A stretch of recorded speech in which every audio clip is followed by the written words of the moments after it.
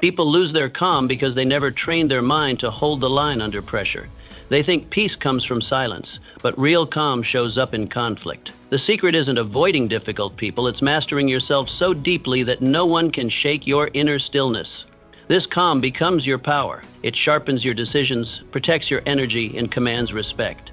Once you learn how to build it, no one you deal with can steal it. In a few moments, I'll teach you how to stay calm, centered, and unshakable, no matter who challenges you. Your calm is the real power. You believe it's the loudest voice that wins. But look again. The man who remains composed when others lose their heads, he commands the room. Calmness is not weakness.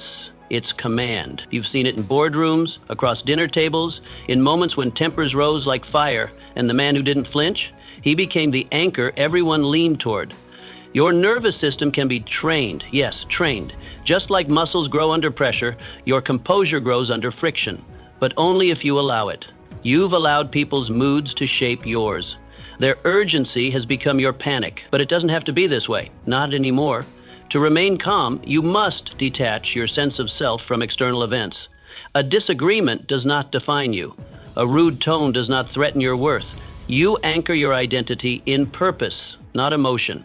This allows you to respond, not react. Your calm becomes a decision, not a mood. Picture yourself in a heated meeting. Voices rise, accusations fly, everyone watches for someone to lead. You don't shout.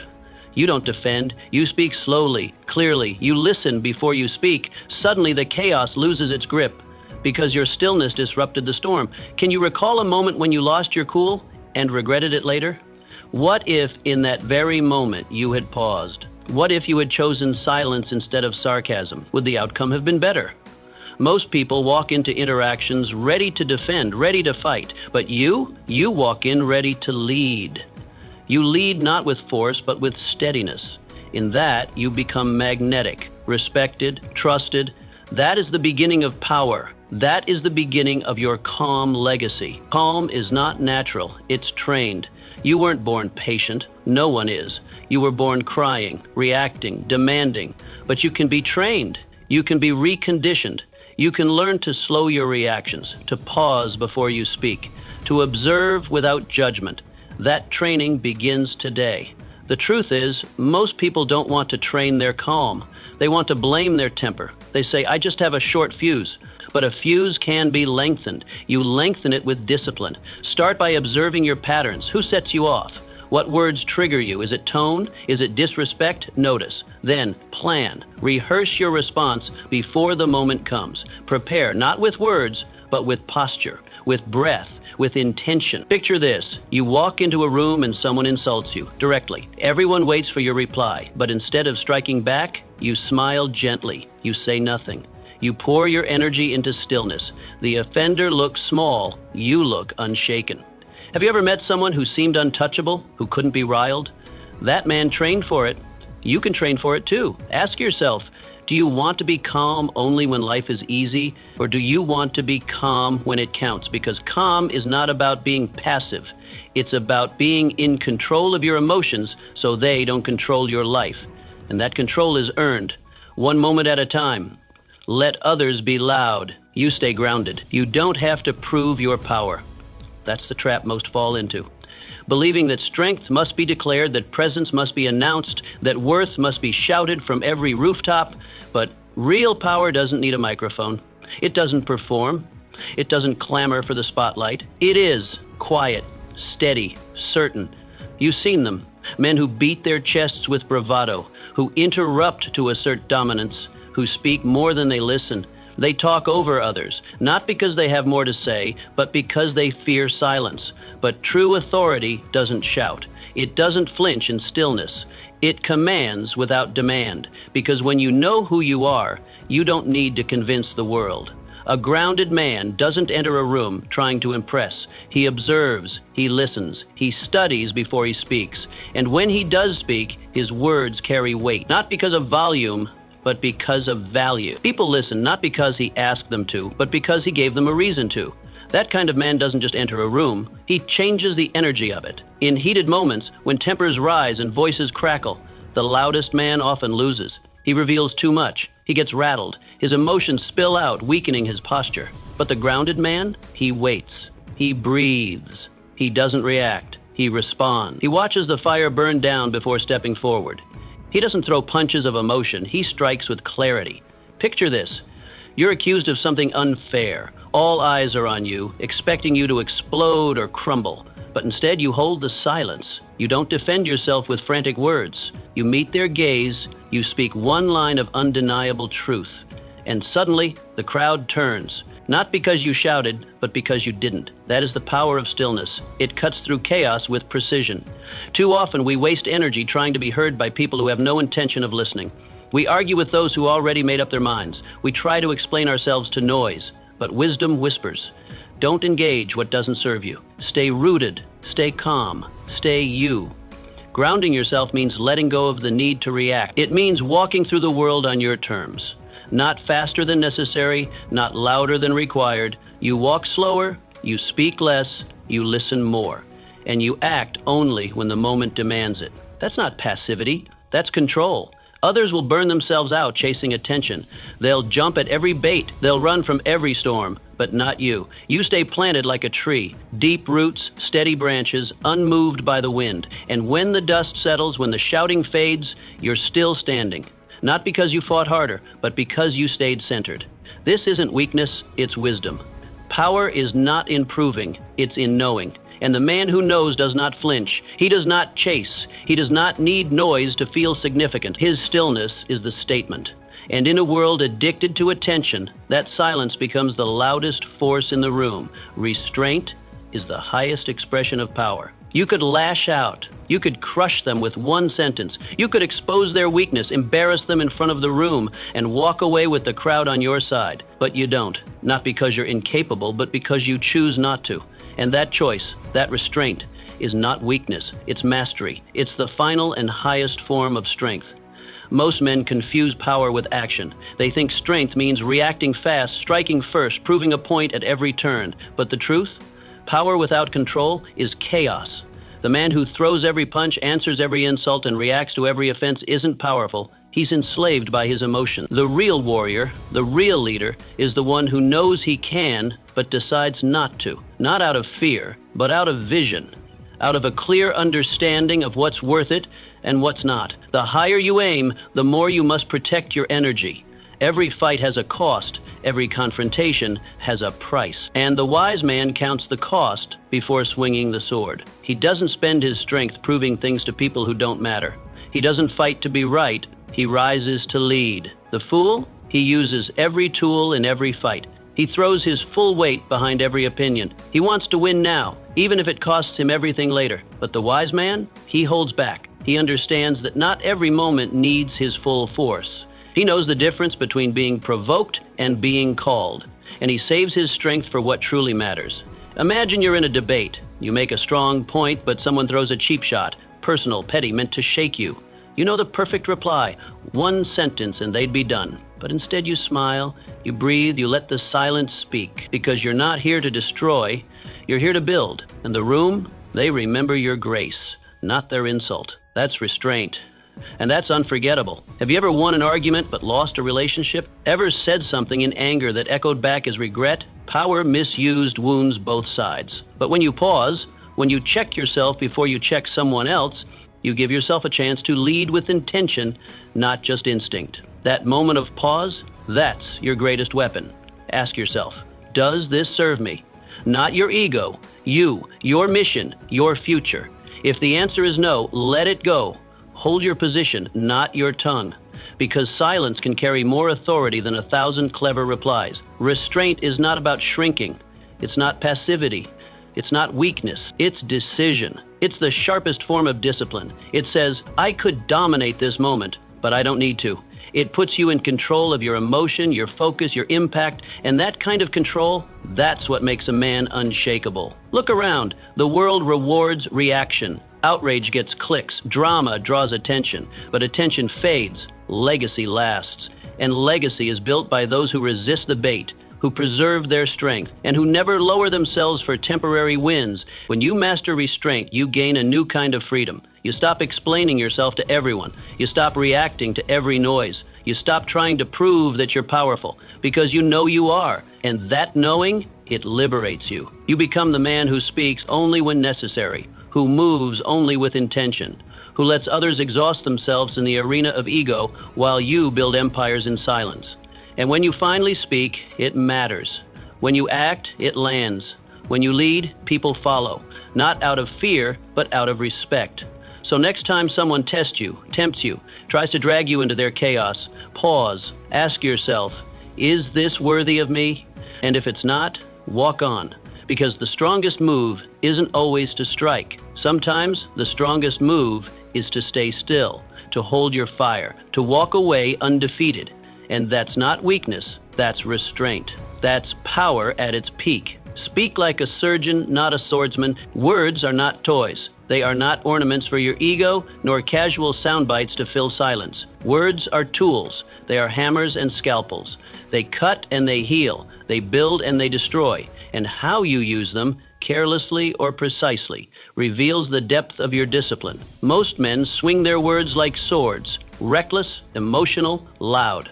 They speak to dominate, to impress, to win the moment. But you must speak like a surgeon, with precision, with purpose, with care, because one sentence can shift the course of a conversation, a relationship, or a life.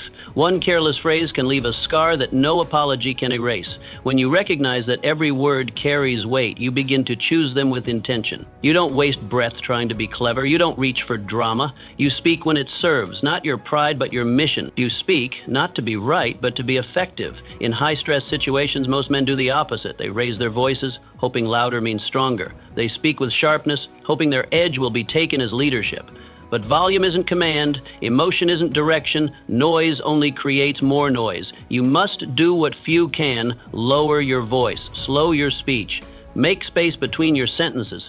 Let your calm become the loudest voice in the room. Picture this: a team is panicking after a major failure. Accusations fly, voices escalate, fear spreads like fire. In the middle of it, you raise one hand, not with force, but with composure. You speak in a low, steady tone.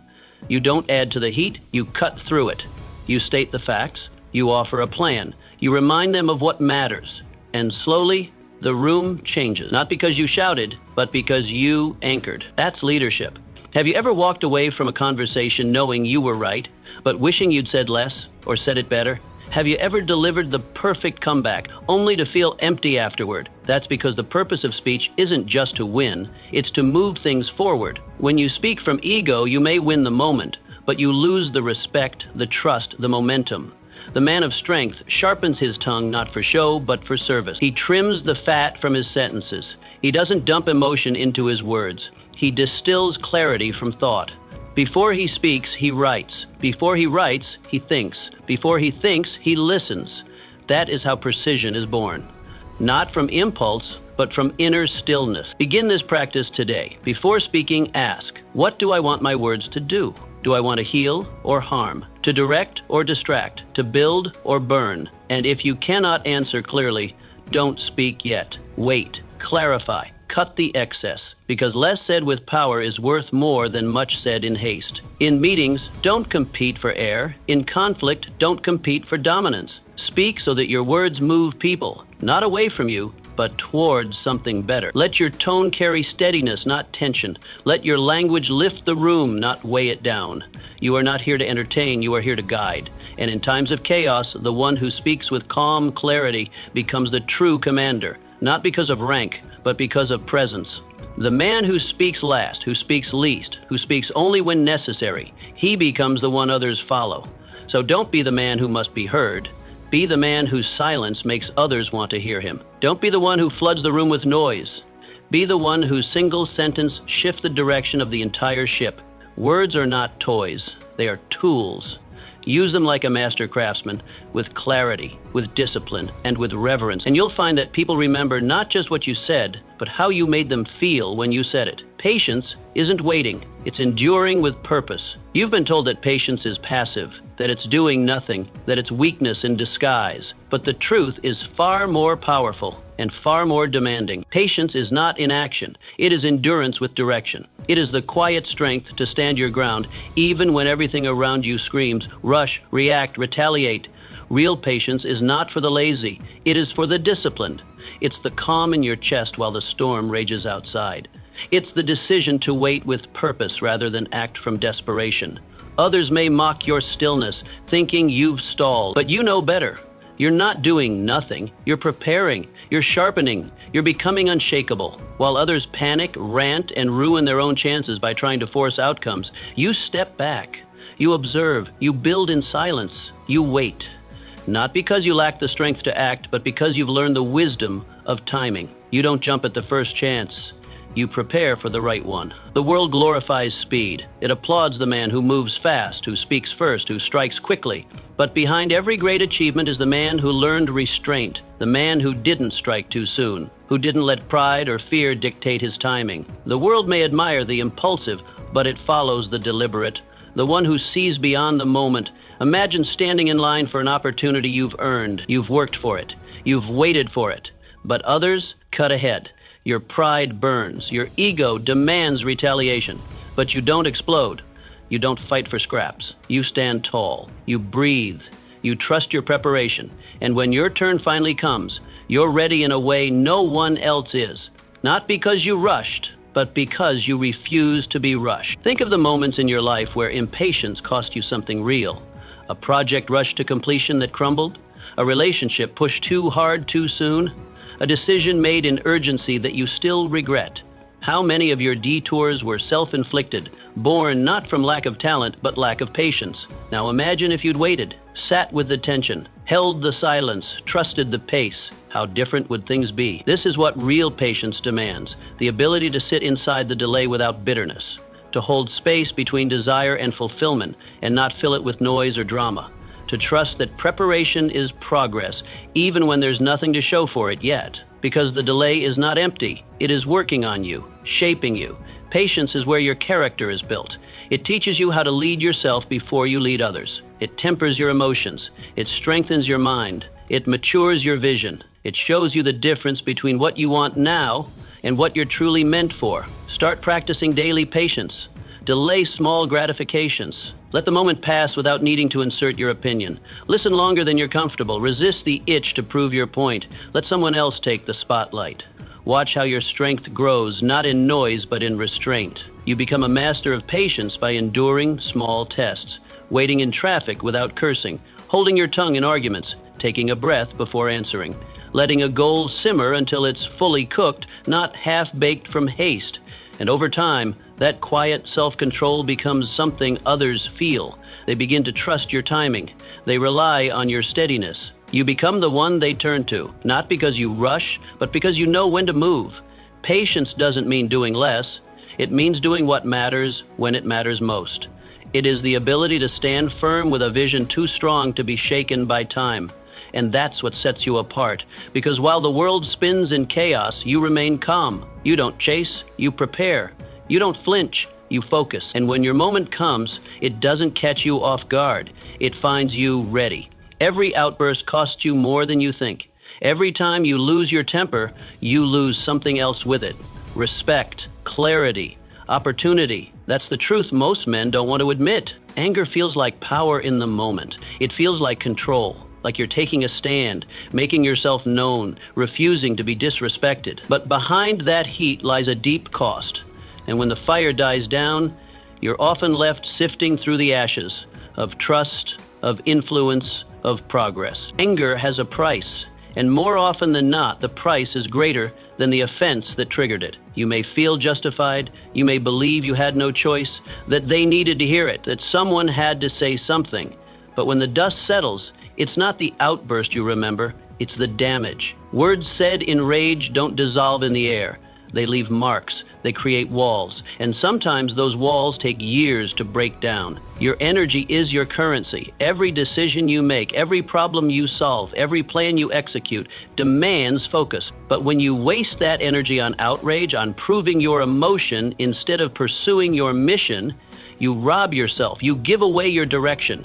You trade long-term vision for short-term validation, and that's a poor deal every time. Picture this. You're running a business. A worker under-delivers or makes a costly error. Your first instinct? Slam the table, raise your voice, assert dominance. And in that second, yes, you feel powerful. You feel like you've reestablished control. But step back. What really happened? the room goes silent, not out of focus, but fear.